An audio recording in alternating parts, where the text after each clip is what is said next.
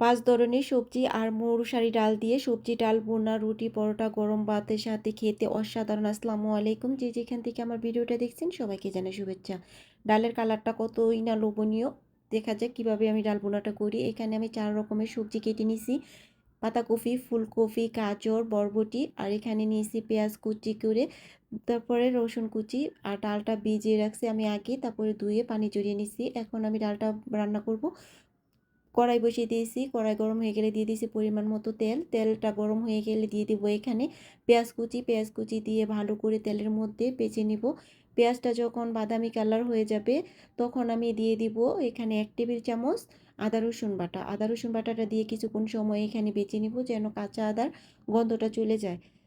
কাঁচা আদার গন্ধটা যখন চলে যাবে এরপর দিয়ে দিচ্ছি সামান্য পানিটা দিয়ে এখানে গুঁড়ো মশলা দিব। আর তেলের মধ্যে গুঁড়ো মশলাটা দিলে পুড়ে যাওয়ার সম্ভাবনা থাকে বেশি, এই জন্য আমি আগে একটু পানি দিয়ে নিই, তারপর গুঁড়ো মশলা এক এক করে দিয়ে দিব। দিয়ে দিছি এখানে 1 চা চামচ মরিচের গুঁড়া, 1 চা চামচ হলুদের গুঁড়া, স্বাদ মতো লবণ দিয়ে দিব এখানে ধনিয়া গুঁড়া 1 চা চামচ। ধনিয়া গুঁড়াটা দিয়ে আমি ভালো করে একটু মশলাটাকে ভালো করে নেড়ে চেড়ে নেব। এখন দিয়ে দিব 1 চা চামচ জিরা গুঁড়োটা দিয়েও ভালো করে মশলার সাথে আরও মিশিয়ে আরও কিছুক্ষণ সময় কষিয়ে নেব মশলাটা। যখন মশলাটা কষানো হয়ে যাবে তেলটা উপরে ভেসে যাবে তখন দিয়ে দিব এখানে যে সবজিগুলো আমি কুটে ধুয়ে রাখছি, এই সবজিটা এখন আমি এখানে দিয়ে দিব। দিয়ে ভালো করে আমি একটু মিশিয়ে নিব। আর আজকের ভিডিওটা যদি ডাল বোনাটা যদি আপনাদের কাছে একটু হলেও ভালো লাগে, লাইক কমেন্ট শেয়ার করে দিবেন প্লিজ। এখন আমি মশলার সাথে ভালো করে সবজিটাকে মিশিয়ে নিব, মিশিয়ে 2-3 মিনিটের ঢাকনা দিয়ে 2-3 মিনিটের মতো কষিয়ে নিব। এই ডাল বোনাটা হতে বেশিক্ষণ সময় লাগে না, 15 থেকে 20 মিনিটের মধ্যে এই রান্নাটা হয়ে যায়। যারা হোটেলের ভাজি বা সবজি ডাল বোনা পছন্দ করেন তারা এইভাবে যদি একবার ডাল বোনা করে খান তাহলে হোটেল থেকে আর কিনে আনবেন না রুটি পরোটা দিয়ে খাওয়ার জন্য, বাসায় রান্না করবেন আর বাসায় খেয়ে নেবেন।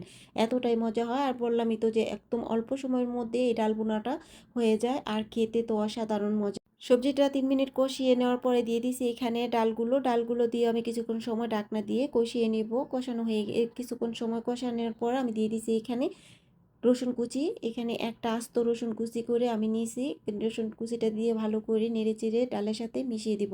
আর রসুন কুচিটা ডালের মধ্যে দিলে ডালের ফ্লেভারটা কিন্তু অনেক সুন্দর আসে। এরপর দিয়ে দিব এখানে একটা টমেটো আমি ফালি করে নিয়েছি, টমেটো দিয়ে দিয়েছি। টমেটোটা দিয়ে আমি কিছুক্ষণ সময় ঢাকনা দিয়ে রেখে এরপর আমি ভালো করে নেড়ে চেড়ে নিব।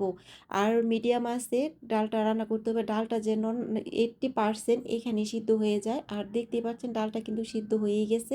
দিয়ে দিয়েছি এখানে 1/2 চা চামচ গরম মশলাটা দিলে ডালের বোনার ফ্লেভারটা যেরকম সুন্দর আসছে আর স্বাদটাও কিন্তু দ্বিগুণ বেড়ে যায়।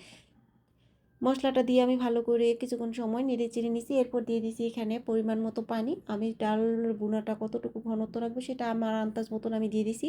যখন আপনারা রান্না করবেন তখন আপনারা কতটুকু ঘন রাখতে চান বা কতটুকু পাতলা রাখতে চান তখন আপনারা বুঝে পানিটা ব্যবহার করবেন।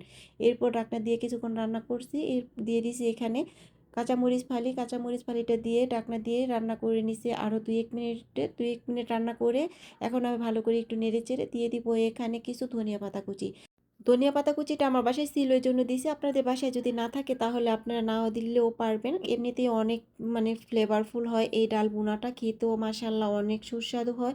তো এই তো এখন আমি ধনেপাতাটা দিয়ে আর বেশিক্ষণ রান্না করব না, এখন আমি চুলাটা অফ করে দিব। ডাল বোনাটা হয়ে গেছে, আমার যতটুকু পানিটা শুকিয়ে নিছি। তো এখন চুলাটা অফ করে বেড়ে নেব। আমি চুলার মধ্যে সবসময় রান্না করে সাথে সাথে বাটিতে বেড়ে নিই।